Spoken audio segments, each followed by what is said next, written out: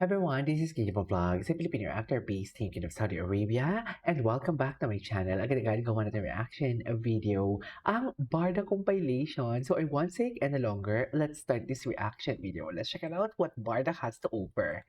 Ako, Ano to to? be honest, pagod Interview? ako kasi we're doing Ay, taping. So parang parehas kami na hindi namin alam saan namin kukunin yung energy na pwede namin edi, i-share sa kanila. Pero grabe nung nakita namin yung mga tao, yung nakita namin yung mga edi Cebuanos, nagkuhanan kayo ng sobrang energy worth it together. lahat, yung biyahe. And just to So, be ang ibig in sabihin Bardo, niyan, kumukuha so kayo ng sobrang lakas sa saya. isa't And isa. Ganun ba I yun? love Cebu, don't you? Diba? I love Cebu. I love Cebu as Even well. Barbie loves Cebu. Oh yes! Ay, taray. Kapuso, sana po Mga kapuso. tumabay-bay Ay, pa rin kayo sa sino ka man pangkama gusto talaga kasama. siya. Maraming Charis. abangan. Charis lang. Ay, ano to? Sobrang komportable Hmm. nyo na sa isa't Ano? isa. Like, you protect her and somebody Mhm. protects you. So, ibang dynamics na. I mean, nag-evolve na yung dynamics ninyo. Siyempre before, Mhm. transparently, she was taken, di ba? So, Ah, So malaking factor yun. of course. Barbie Malaki. has always been very Binawi pa. then, siyempre, Huwag mo nang bawiin, Ginoo. Nagsalita ka na eh. caring kasi siyempre kapag may co-work ka, di ba, like, kailangan naman talaga, especially sa love team context, di ba? You have to be caring and Barbie is Huwag mo nang what I care bawiin. about, so, would you say, kumbaga mas maluwag na ngayon yung makikisama ninyo sa isa't isa now that Mm. single ka, single siya? the questions, right? Again, I mean, feeling ko kahit naman sino na nasa situation ko kapag Namamalay. gagawa Ano? Anyway, Oo. medyo Respeto. extra care. Kaya nga ayoko din talagang isipin o pinagduduldulan dito na may overlap talaga. Kasi yung nangyari sa Canada talaga, alam ko, Ayun, it's either rocky road or wala na. Hindi lang naglabas ng official statement. Hindi, ano ba yung nangyari sa Canada? Sa Canada gani nag-umpisa lahat. Sinasabi ko sa inyo, hindi naman kasi kayo naniniwala sa akin. Pero yung naglabas ng official statement sa akin yung una nalaman. Tinalo ko pa talagang lahat. Charet!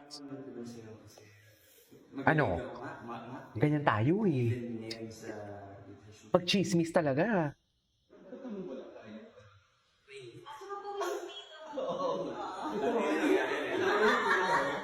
Ano naman yan, Barbie? Init nga dapat eh. David, na ang pangalan ay si Na isang contractor na naging sa lady na.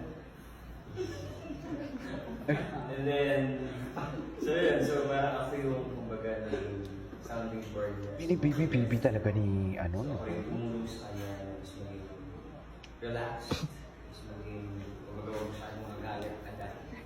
Binibibi talaga ni... Sino to? First ako nung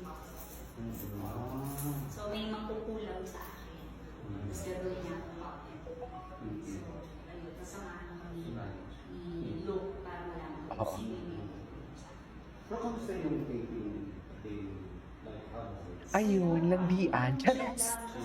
Kamusta ang taping baka mo? Ayun, landian. Di ba? This Ay, weekend na muling mapapanood latest together chika ang kanina. tabalang David Licauco, Barbie Fortesa na nakilalang Filay. At hindi ito basta paayudang interaction lang online, kundi legit show on TV. Makichika tayo kay Katatibayan.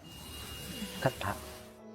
Tikman ko nga ang luto ng aking asawa.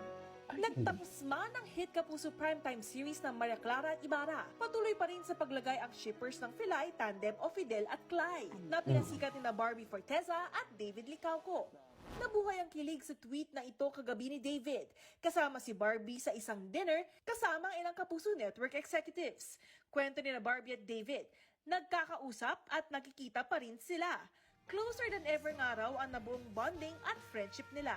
Yung last week of February hanggang mga first few days of March, araw-araw kaming magkasama ni David. Kaya pala na-fall. Diba? So, Chares. I'm just so happy and blessed dahil busy kaming dalawa with work and I think we'll be seeing a lot of each other when I get back from the States. We're just blessed to be in Taray. this position What if na, sundan sa States kumbaga, during that time? Wow. it's not every day na Atak. parang ganito yung love na binibigay ng fans eh. So, just being part of Pilay, it's such a huge honor for me. Mm-mm. And ayun, sana di sila magsawang suportahan kami. Good news naman sa mga nabitin sa kanilang tambalan dahil muli silang mapapanood sa episode ng Daig Kayo ng Lola Ko this weekend.